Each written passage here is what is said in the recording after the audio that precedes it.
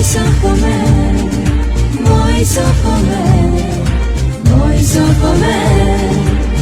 സായാഹ്ന വാർത്തകൾ നിങ്ങൾക്കായി സമർപ്പിക്കുന്നത് Al Mamani Cargo, worldwide shipping, on-time delivery, 22 years of excellent service in Oman, door-to-door cargo. ഒമാനിലെ ആദ്യത്തെ മണി എക്സ്ചേഞ്ച് ഗ്രൂപ്പായ പുരുഷോത്തം കാഞ്ചി എക്സ്ചേഞ്ച് നിങ്ങൾക്കായി വീട്ടിലിരുന്ന് പണമടയ്ക്കാനുള്ള സൗകര്യമൊരുക്കാണ്. Visit pkexchange.com and download their app from Google Store or App. നമസ്കാരം. വോയിസ് ഓഫ് വുമൻ സായാഹ്ന വാർത്താ ബുള്ളറ്റിനുമായി ഷിലിൻ പൊയാറ. ഇന്നത്തെ സായാഹ്ന വാർത്താ ബുള്ളറ്റിൻ നിങ്ങൾക്കായി അവതരിപ്പിക്കുന്നത് അൽ മമാനി കാർഗോ, 22 വർഷത്തെ പ്രവർത്തന പാരമ്പര്യമുള്ള കാർഗോ സർവീസ്. ആദ്യം പ്രധാന വാർത്തകൾ. 50ാം ദേശീയ ദിനത്തിൽ സുൽത്താൻ ഹൈത്തം ബിൻ താരിഖ് രാജ്യത്തെ അഭിസംബോധന ചെയ്തു. ദേശീയ ദിനാഘോഷങ്ങളുടെ ഭാഗമായുള്ള വെടിക്കെട്ടും കരിമരുന്ന് പ്രയോഗവും ഇന്ന് 3 ഇടങ്ങളിൽ നടക്കും. 50ാം ദേശീയ ദിനത്തിൽ ഇന്ത്യൻ പ്രസിഡന്റ് രാംനാഥ് കോവിന്ദ്, പ്രധാനമന്ത്രി നരേന്ദ്രമോദി, വിദേശകാര്യമന്ത്രി ഡോക്ടർ എസ് ജയശങ്കർ എന്നിവർ ആശംസകൾ നേർന്നു. ഒമാനിൽ 411 പേർക്ക് പുതുതായി കോവിഡ് സ്ഥിരീകരിച്ചു. 10 പേർ മരണപ്പെട്ടു. 24 മണിക്കൂറിനിടെ 29 രോഗികളെ ആശുപത്രികളിൽ പ്രവേശിപ്പിച്ചു. വാർത്തകൾ വിശദമായി. എല്ലാവരുടെയും ആരോഗ്യ സംരക്ഷണത്തിന് പ്രാധാന്യം നൽകിയതാണ് ദേശീയ ദിനാഘോഷങ്ങൾ നിയന്ത്രിത രൂപത്തിലാക്കിയതെന്ന് സുൽത്താൻ ഹൈത്തം ബിൻ താരിഖ്. ദേശീയ ദിനത്തിൽ രാജ്യത്തെ അഭിസംബോധന ചെയ്ത് സംസാരിക്കുകയായിരുന്നു അദ്ദേഹം. സുൽത്താൻ ഖാബൂസ് ബിൻ സയ്യിദിന്റെ നൈപുണ്യത്തിൽ ഒമാൻ എല്ലാ വെല്ലുവിളികളും നേരിട്ടതായും 2040 വിഷന്റെ അടുത്ത ഘട്ടങ്ങളിൽ രാജ്യ താൽപര്യങ്ങൾക്ക് മുഖ്യ പരിഗണന നൽകുന്നതാണെന്നും സുൽത്താൻ പറഞ്ഞു. അടുത്ത 5 വർഷത്തിനകം രാജ്യത്തിന്റെ സാമ്പത്തിക മേഖലയിൽ വലിയ വളർച്ചയുണ്ടാകുമെന്നും സുൽത്താൻ ഹൈത്തം ബിൻ താരിഖ് കൂട്ടിച്ചേർത്തു. ദേശീയ ദിനാഘോഷങ്ങളുടെ ഭാഗമായുള്ള വെടിക്കെട്ടും കരിമരുന്ന് പ്രയോഗവും ഇന്ന് 3 ഇടങ്ങളിൽ നടക്കും. മസ്കറ്റ് ഗവൺറേറ്റിൽ, അമറാത്ത്, സീബ് എന്നിവിടങ്ങളിലും ദോഫാർ ഗവൺറേറ്റിൽ നഗരസഭ എന്റർടൈൻമെന്റ് സെന്ററിലുമാണ് വെടിക്കെട്ട് നടക്കുക. ഇന്ന് രാത്രി 8 മണിക്ക് ആരംഭിക്കുന്ന വെടിക്കെട്ട് 30 മിനിറ്റ് തുടരും. ഇത്തവണ 2 ദിവസങ്ങളിലായി 5 ഇടങ്ങളിലാണ് വെടിക്കെട്ട് നടക്കുന്നത്. അപകടങ്ങൾ ഒഴിവാക്കുന്നതിന് സജ്ജീകരണങ്ങൾ ഏർപ്പെടുത്തിയിട്ടുണ്ട്. കാറിനകത്തിരുന്ന് വെടിക്കെട്ട് വീക്ഷിക്കണമെന്നും അപകട സാധ്യതയുള്ള സ്ഥലങ്ങളിൽ നിന്ന് വെടിക്കെട്ട് വീക്ഷിക്കരുതെന്നും ദേശീയ ദിന ആഘോഷ സമിതി ജനറൽ സെക്രട്ടേറിയറ്റ് അറിയിച്ചു.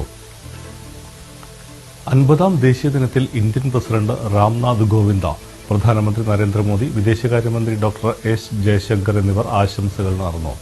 ഭരണാധികാരി സുൽത്താൻ ഹൈത്തം ബിൻ താരിഖിനും ഒമാൻ ജനതയ്ക്കും സന്തോഷങ്ങൾ നേരുന്നുവെന്ന് സന്ദേശത്തിൽ പറഞ്ഞു. ഇന്ത്യയും ഒമാനും തമ്മിൽ മികച്ച ബന്ധമാണ് നിലനിൽക്കുന്നതെന്നും ഒമാനിലെ ഇന്ത്യൻ പ്രവാസി സമൂഹം ഇതിലെ പ്രധാന സ്തംഭങ്ങളാണെന്നും രാഷ്ട്രപതി രാംനാഥ് കോവിന്ദ് പറഞ്ഞു.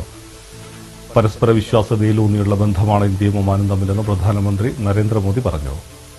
ഒമാനിൽ 411 പേർക്ക് പുതുതായി കോവിഡ് സ്ഥിരീകരിച്ചു. ഇതുവരെ റിപ്പോർട്ട് ചെയ്യപ്പെട്ട കോവിഡ് കേസുകളുടെ എണ്ണം ഇതോടെ 1,21,129 ആയി. 10 കോവിഡ് രോഗികൾ കൂടി മരണപ്പെട്ടതോടെ രാജ്യത്തെ കോവിഡ് മരണസംഖ്യ 1360 ആയി. 1.12% മരണനിരക്ക്.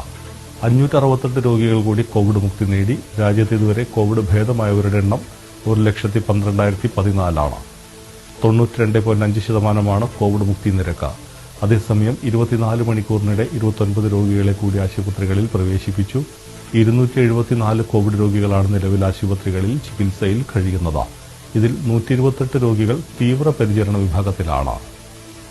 റുസ്താഖ് കിണറ്റിൽ വീണ കുട്ടിയെ രക്ഷപ്പെടുത്തി സിവിൽ ഡിഫൻസ് ആൻഡ് ആംബുലൻസ് വിഭാഗം. തെക്കൻ പാത്ന ഗവൺറേറ്റിൽ റുസ്താഖ് വിലായത്തിലാണ് സംഭവം. വാദി ബിൻ ഗാഫൂർ പ്രദേശത്ത് 15 വയസ്സുള്ള കുട്ടി കാൽ തെന്നി കിണറ്റിലേക്ക് വീഴുകയായിരുന്നു. ഉടൻ സ്ഥലത്തെത്തിയ സിവിൽ ഡിഫൻസ് വാട്ടർ റെസ്ക്യൂ വിഭാഗം കുട്ടിയെ രക്ഷപ്പെടുത്തി. കുട്ടിയെ വിദഗ്ധ ചികിത്സയ്ക്കായി ആശുപത്രിയിലേക്ക് മാറ്റി. ഒമാൻ കറൻസിയെ നിന്ദിച്ച സ്വദേശി പൌരനും മറ്റൊരു അറബ് പൌരനുമെതിരെ നടപടി. സ്വദേശിക്ക് 2 മാസം 10 ദിവസം തടവും 1300 റിയാൽ പിഴയുമാണ് ശിക്ഷ. അറബ് പൌരന് 4 മാസം വരെ തടവും 1000 റിയാൽ പിഴ ശിക്ഷയും വിധിച്ചു. ശിക്ഷാ കാലാവധി കഴിഞ്ഞാൽ ഇയാളെ 3 വർഷത്തേക്ക് നാട് കടത്തും. പ്രതികളുടെ മൊബൈൽ ഫോൺ അധികൃതർ പിടിച്ചെടുത്തു. സ്നാപ്ചാറ്റ് സാമൂഹിക മാധ്യമം വഴിയാണ് ഒമാൻ കറൻസി അപമാനിക്കുന്ന വീഡിയോ ഇവർ പ്രചരിപ്പിച്ചത്. മത്രയിലെ പാർക്കിംഗ് മീറ്ററുകൾ നീക്കം ചെയ്തു. ഇലക്ട്രോണിക് പേയ്മെന്റ് രീതി പ്രോത്സാഹിപ്പിക്കുന്നതിന്റെ ഭാഗമായാണ് ഇത് നീക്കം ചെയ്തിരിക്കുന്നത്. പകരം SMS വഴിയോ നഗരസഭ ആപ്ലിക്കേഷൻ വഴിയോ പണമടയ്ക്കാം. വിദ്യാഭ്യാസ മന്ത്രാലയത്തിന്റെ ചില ഇലക്ട്രോണിക് സംവിധാനങ്ങളുടെ തകരാറിനെക്കുറിച്ച് പ്രചരിച്ച വാർത്തകൾ മന്ത്രാലയം നിഷേധിച്ചു. ഔദ്യോഗിക കേന്ദ്രങ്ങളിൽ നിന്നുള്ള വാർത്തകൾ മാത്രം മുഖവിലയ്ക്കെടുക്കാനും മന്ത്രാലയം നിർദ്ദേശിച്ചു.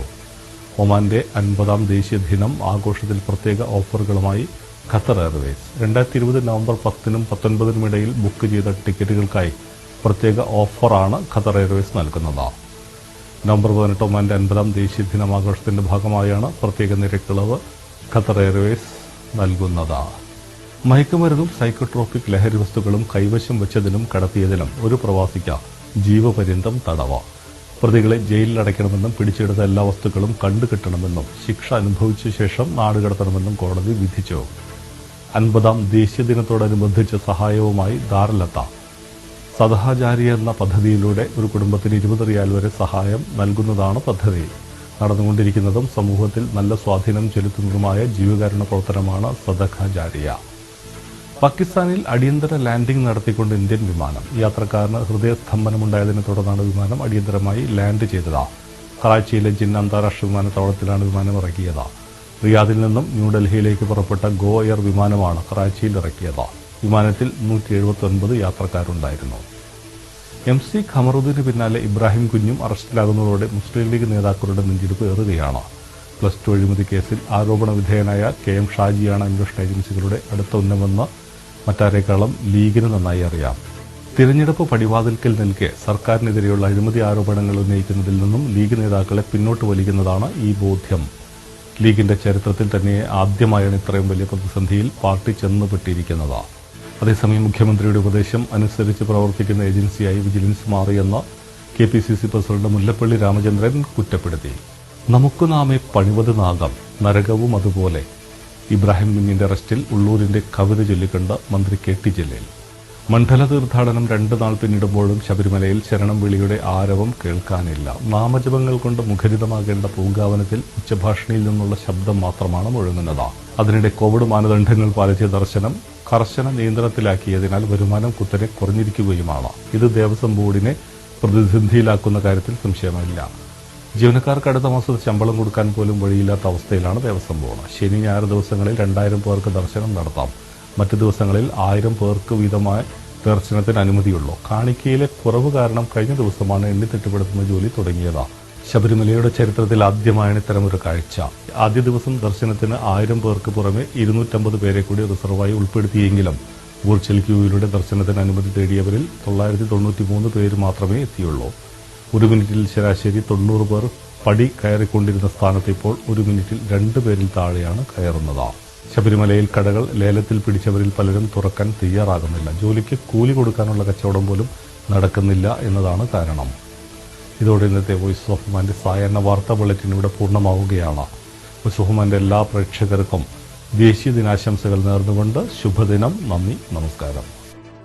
Voice of woman, voice of woman, voice of woman.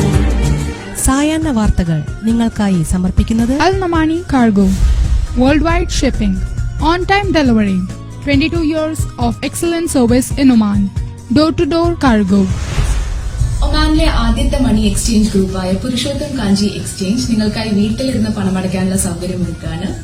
Visit pkexchange.com and download their app from Google Store or Apple Store.